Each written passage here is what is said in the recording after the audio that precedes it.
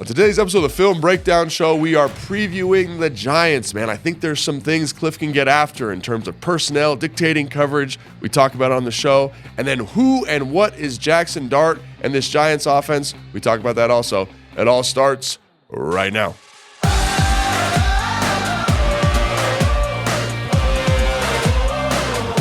Welcome to the Film Breakdown Show. I'm Logan Paulsen here with just the guy Jason. And as always, we're in the Big Bear Command Center studio. Jason, how you doing today? I'm doing well. Yes? I'm ready to do some film. Yeah, me too. So we're going to do a little bit of a Giants preview here. So we're going to start with the Giants defense. And again, this group has been much maligned. They're kind of, bottom, 5 teams in the league in terms of defensive production. They're not great against the run. They're not great against the pass.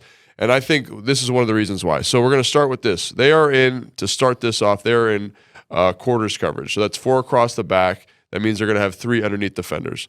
I think the New England Patriots did a good job in this game of finding kind of what they wanted to be, what the Giants wanted to be defensively and exploiting it, right? So you see here they're already motioning to empty, right? So they've got 5 wide receivers out, 1, 2, 3, 4, 5, okay? So versus quarters, versus kind of spread out light boxes, I feel like the Giants want to be in quarters coverage, okay? So what does that do to them? It means you can call a play that's going to be really good versus quarters coverage. And so let's take a look at this. Let's leave a little fast forward here. Drake May's pointing stuff out. And we get what I would call like a Haas concept or a smash concept. So all that is that you're going to get a seam here, a smash, and a smash.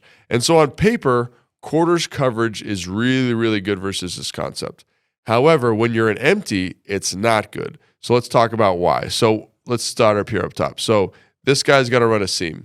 This defensive player has to carry this seam because in quarters coverage, if you run 4 verticals, it plays like man coverage, basically meaning that these guys become man players, okay? So when we get a vertical stem, this becomes essentially man coverage. This becomes essentially man coverage. This essentially becomes man coverage, and this essentially becomes man coverage with these 2 players as hook players underneath kind of free, and it kind of ends up playing like a bracket.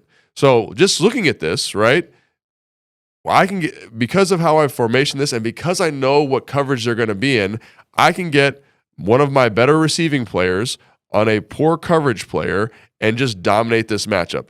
Watch Drake May. Like, he doesn't need to look anywhere else in this concept. He says, I've got my matchup. Let's find it. Ball out.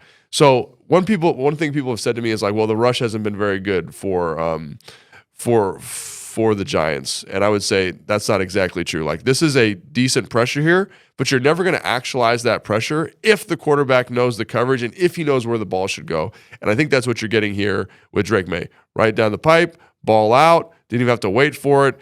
Easiest first down you're ever going to see, Jason. So you're saying the Giants' defensive line maybe not as maligned as it's being said, because sometimes in these coverages that they like to run, if you know what to call it, that quarterback's getting the ball out quick. I think that's exactly right. And so they have some tendencies here. And again, with a new defensive coordinator, that's what they're getting into. So let's start talking through some of this stuff real quick, okay? So now this is a heavy personnel, what I would call heavier personnel. So we've got an extra offensive lineman in here. He's right there. We've got an extra tight end. He's right here. And so versus these bigger personnel groupings, they like to play single high, right? And it's going to play like cover 3. So this guy's going to kind of buzz back, cover 3, and they do it to stop the run.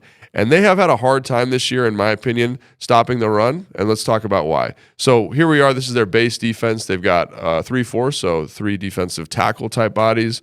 We got 2 overhangs here, 1, 2, and this is kind of how they want to stop the run with an 8-man box. You get your extra run defender right here, okay? So when you're 8-man box, everybody's got a gap. Gap. I'm the fit player here, right? Easy peasy to stop the run, very obvious. But what I've noticed is that even though they're in a formation to stop the run, when you own a gap, you have to own your gap. Watch number 93 here, right? He plays out of his gap. He gets sealed. We get both players up to linebackers. And even though I think Dexter Lawrence here is doing a great job, like, look at this. He's playing across this double team. He's in his gap. This is a true nose. He's playing backside shade here. Watch him play this. He ends up getting picked by his own guy here. So people say Dexter Lawrence isn't playing well. I'm kind of like, if this guy is doing what he's supposed to do, then Dexter Lawrence makes this tackle. But he gets reached out of a gap, and we get an easy, probably 8-yard gain because we're running into the teeth of defense. So that's one thing in terms of run fits that I think they've struggled with is people just not doing exactly what they're supposed to do. Technically on paper, this should work. It doesn't work because we don't get the execution we need to, right? The other thing I want to point out here is we mentioned that cover 3 thing. If you're going to get in heavy personnel, which they do here, they get in kind of their double tight end. This is 13 personnel. So they've got 3 tight ends, 1, 2, 3.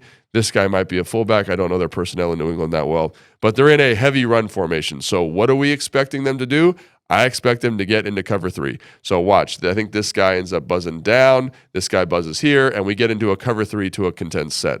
So if I'm running cover 3, or if they're running cover 3, and I know they're going to run cover 3, Jason, I'm going to call a cover 3 beater. So what we're going to do is we're going to get a post here by the outside guy, and then we're going to run a sail. He's going to work in here and then come back out.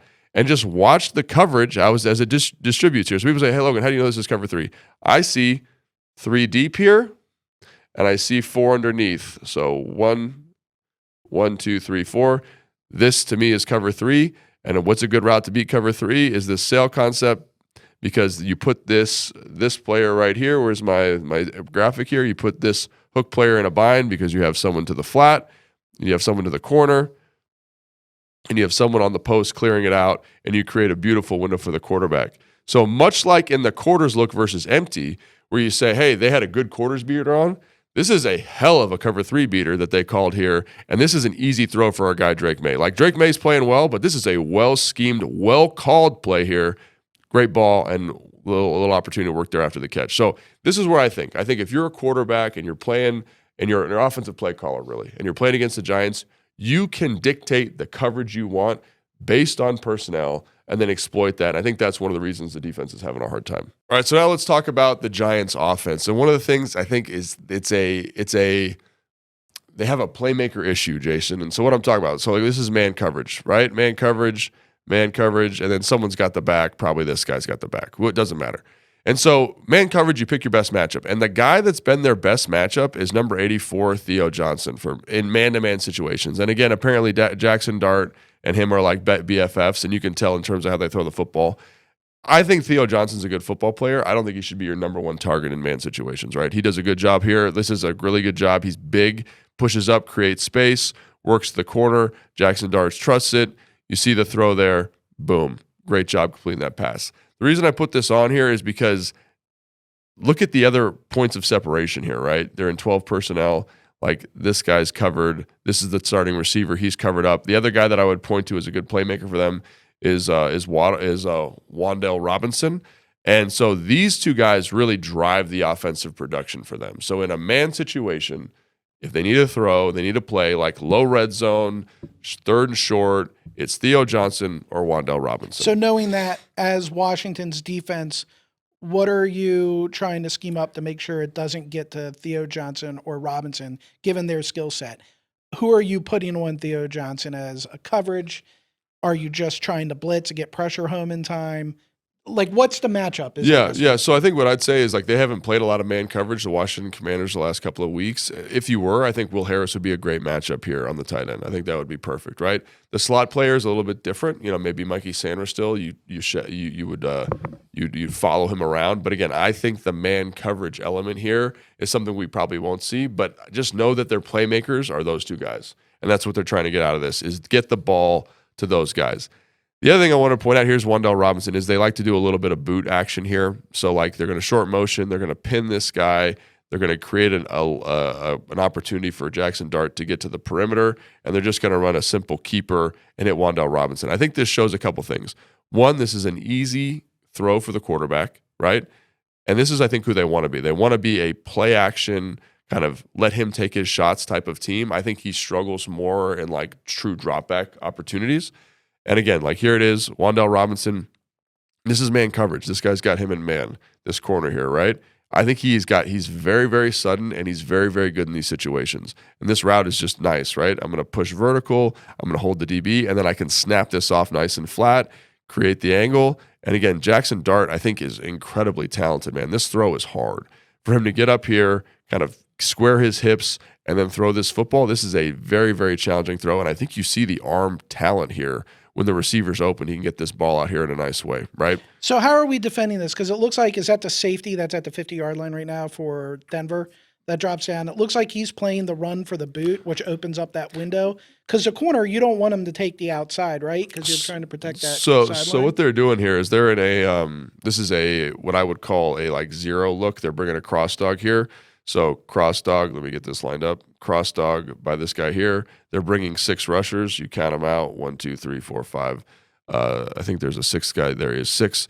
And so you are limited. You now have 5 coverage players for 5 offensive players. So he's buzzing down here, this safety, because he's got the back. And then this guy is going to match up here. Right. So that boot's pulling him out of the window for your throw. Yeah, and then this guy's going to match up the tight end, and we go across the board. And I think I think they've seen a lot of the same stuff we've seen, the Giants, in terms of a lot of man coverage, because they don't have a lot of playmakers like we just talked about that really scare you. So I think this is a great play call here. This is great execution by Jaxson Dart to get this done. This is a very tough throw, but I think you see the thing that, like that kind of little bit of magic that he brings, like this playmaking magic, the ability to get your hips flipped and confidently throw this football. Like he throws into a bunch of tight windows. It's not always perfect. It's not always beautiful, but dude can play ball. And I think that he's brought a certain level of variance. So positive and negative, explosive plays and turnovers, right? He's brought some of that to the offense, and they really are trying to lean into that and let him make plays. Another thing that you got to worry about with Jaxson Dart is the quarterback runs. Let's talk through it. We'll just let it go.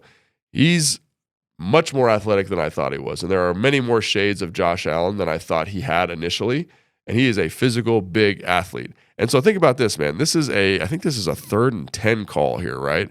And they are in a true zero look, and you can really see this here. Like, see all these guys in the line of scrimmage. We've got these guys playing coverage on the back end, right? This is man. This is zero. This is kind of a couragey, gutsy call here by the offensive coordinator for the Giants. Let's take a look at it by Mike Kafka. So what they're trying to get to is, like, in these 3rd and long looks, you get these weird spacings. You see how wide these players are here? And I think that's one element, right? So let's take another look at it. So they're trying to run a game here on the Giants. So they're trying to penetrate. They're trying to loop around. And really, I think the Giants do a great job of kind of picking up the stunt and the movement here. You see Montez Sweat playing over the top. And so they're going to run GT. So guard tackle, boom, he's going to kick, he's going to load. And because it's a flat front across the board here, once you penetrate, you can hit an explosive play. So this is something I think you got to be aware of that he brings, because look at this, man. Look at this crease here. Like, this is awesome. Really well executed, really well called here in terms of understanding what they want to be and, like, letting him do his thing from a physicality movement standpoint. So, like, this is another thing that tells me they want to kind of limit his exposure, because instead of having him throw on 3rd and 10, what are they trying to do? They're trying to run the football, keep them in field goal range. So, like, they like him, obviously, but this tells me that they are not super confident in him throwing the football if you're going to run the football like this.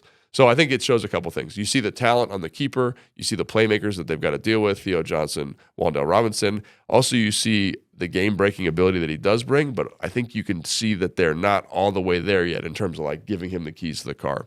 So defensively, I think you can kind of dictate what and who they want to be in terms of coverage based on your personnel, which is huge advantage for Washington in terms of finding matchups and getting the ball out of your hand quickly and getting that rush. I think offensively they're limited. I think Dart is exciting, but I think they are limited. And I think if you can kind of take away some of the big pieces, Theo Johnson, Wan'Dale Robinson, this offense is going to struggle because, again, they don't really have anybody else. So that's going to do it for the film show. That's the breakdown of the Giants. And again, I can't wait to watch this team play and hopefully get off the snide this weekend.